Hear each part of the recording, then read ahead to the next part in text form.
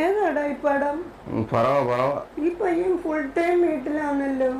അച്ഛനോട് മിണ്ടിയിട്ട് വർഷങ്ങളായി. എന്തോ ഒരു ജീവിതമാ ഇതൊക്കെയാ ജീവിതം. 3 നേരം ഫുഡും കിട്ടും, അച്ഛനും അമ്മയും വഴക്കും പറയത്തില്ല, പണിക്കും പോണ്ട. കൊതിയാവുന്ന കണ്ടിട്ട്. എന്റെ അച്ഛനെ ഇഷ്ടദാനം തന്ന 15 സെന്റ് സ്ഥലം ഉള്ളതുകൊണ്ട് നീയൊക്കെ ഇവിടെ ഞെളിഞ്ഞു കിടക്കുന്നു. ഇഷ്ടദാനോ? തേങ്ങ പിടിച്ച് കെട്ടിയിട്ടിട്ട് ഒപ്പം പറഞ്ഞിട്ട് സ്ഥലം എഴുതി മേടിച്ചതാണോ ഇഷ്ടദാനം? പിന്നെ ചോദിച്ചാൽ തരണ്ടായോ?